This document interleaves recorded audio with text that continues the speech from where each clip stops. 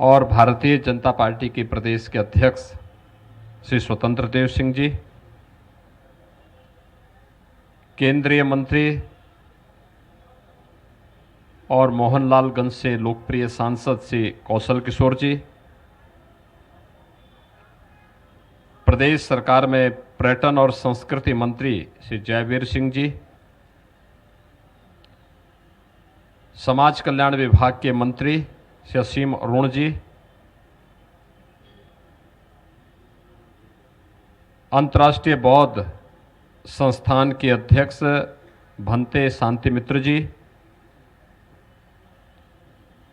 अंबेडकर महासभा के अध्यक्ष उत्तर प्रदेश अनुसूचित जाति वित्त एवं विकास निगम के अध्यक्ष डॉक्टर लालजी प्रसाद निर्मल जी, उत्तर प्रदेश अनुसूचित जाति वित्त एवं विकास निगम के उपाध्यक्ष विश्वनाथ जी, अंबेडकर महासभा के महामंत्री श्री अमरनाथ प्रजापति जी, कोषाध्यक्ष डॉक्टर सत्यवती दोहरे जी, अंबेडकर महासभा के अन्य पदाधिकारीगण और उपस्थित भाइयों बहनों, आज अत्यंत पावन तिथि है। 131 वर्ष पहले आज ही के दिन मध्य प्रदेश के मऊ छावनी में बाबा साहब डॉक्टर भीमराव अंबेडकर ने जन्म लिया था। आज की तिथि खालसा पंथ की स्थापना की तिथि भी है और बैसाखी का पर्व भारत की सनातन धर्म की परंपरा में आदिकाल से हम लोग पवित्र तिथि के रूप में आज की तिथि को मनाते रहे हैं। मैं इस अवसर पर आप सबको बाबा साहब भीमराव अंबेडकर की पावन जयंती की, बैसाखी पर्व की, महावीर जयंती की भी हृदय से बधाई देता हूं और आप सबके प्रति अपनी शुभकामनाएं व्यक्त करता हूं। मैं आज के इस अवसर पर प्रदेश शासन की ओर से बाबा साहब भीमराव अंबेडकर जी को कोटि कोटि नमन करते हुए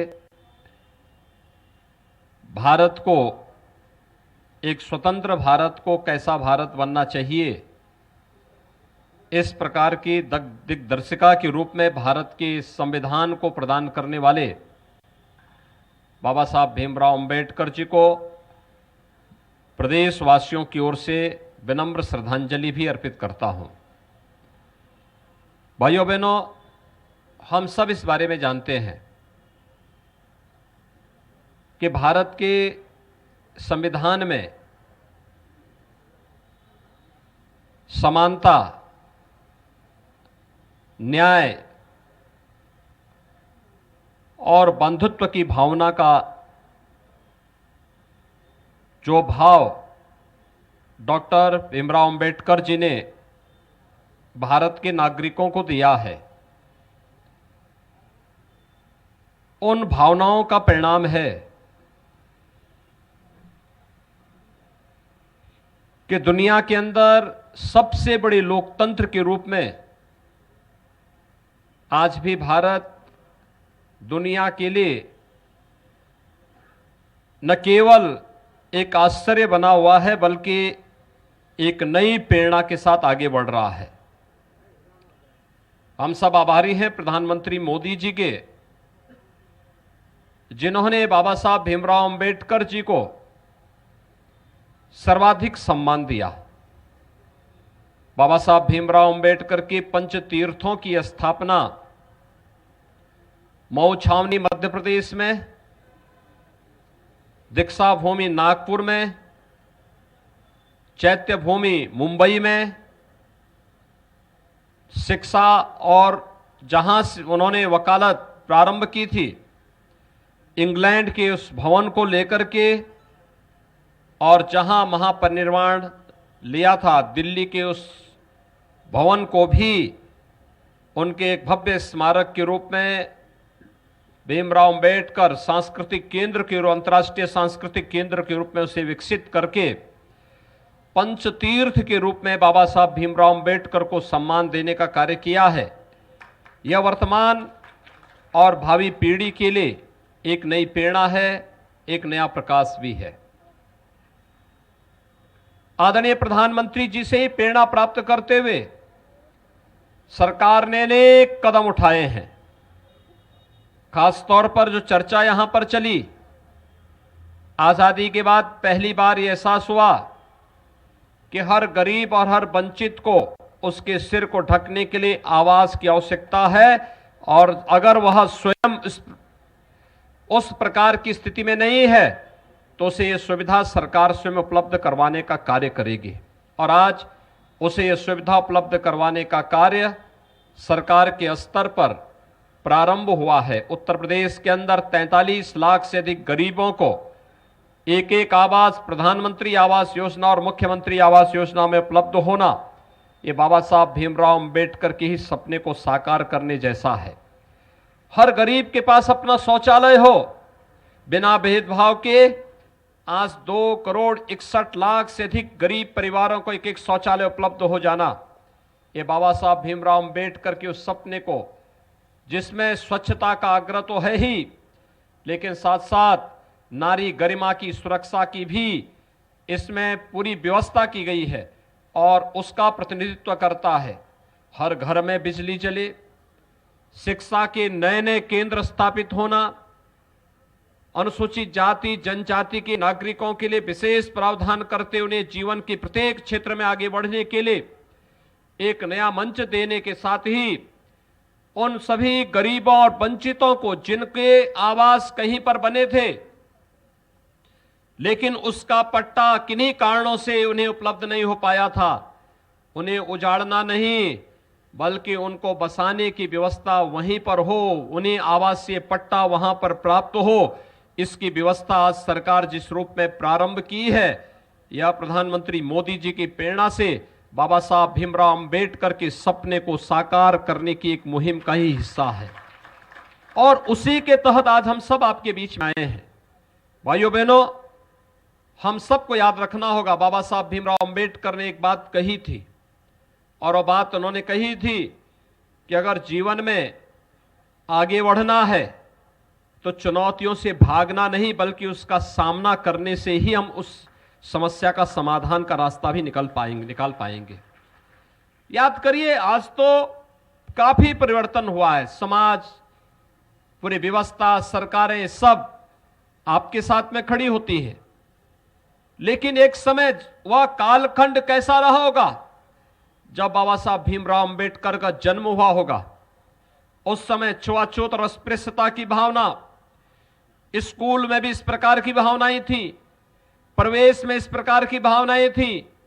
जीवन के प्रत्येक क्षेत्र में आगे बढ़ने के लिए एक भावना थी, लेकिन उन्होंने पलायन का नहीं बल्कि जीवन में स्वयं से संघर्ष करने का रास्ता अपनाया और भगवान बुद्ध के उस मार्ग को अपनाया कि अप दीपो भव के उस भाव को उन्होंने जीवन में अंगीकार करने का प्रयास किया। और वही कारण है कि आज केवल भारत नहीं बल्कि पूरी दुनिया में जहां कहीं भी गरीबों की बात होती है, वंचितों की बात होती है, समाज के अंतिम पायदान पर खड़े हुए व्यक्ति की बात होती है, न्याय, बंधुता और समानता की बात होती है, स्वाधीनता की बात होती है, वहां पर बाबा साहब भीमराव अंबेडकर का नाम बड़ी श्रद्धा और बड़े सम्मान के साथ वहां का प्रत्येक नागरिक लेता है।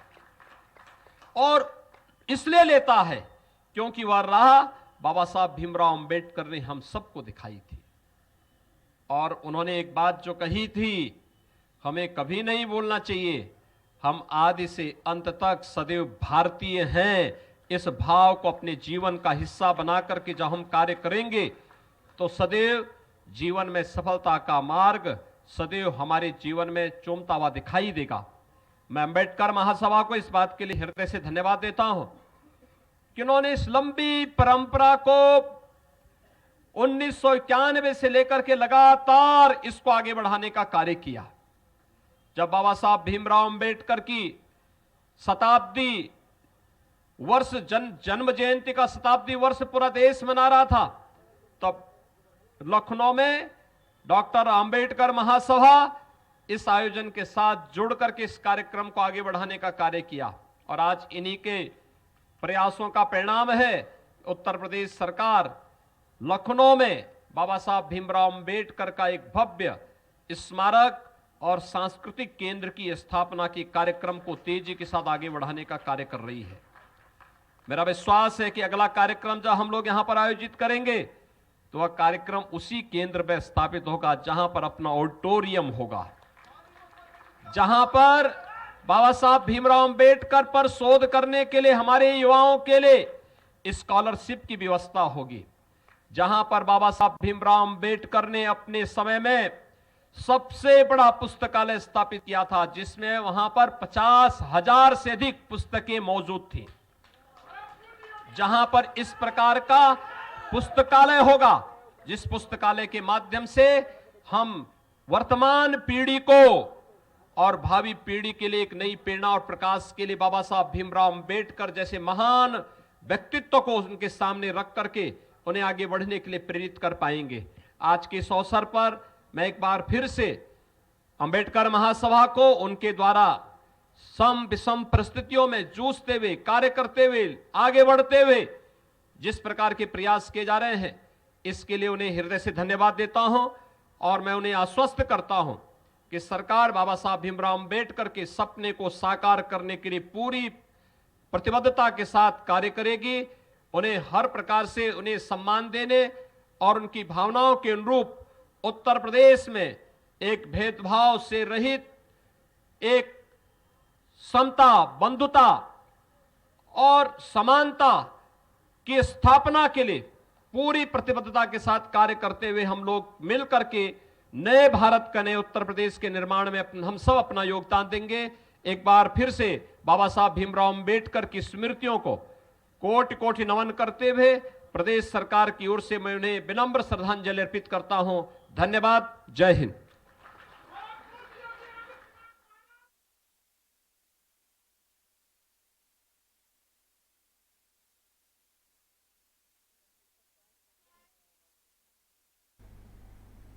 फिलहाल एक छोटा सा ब्रेक, फौरन हाजिर होते हैं।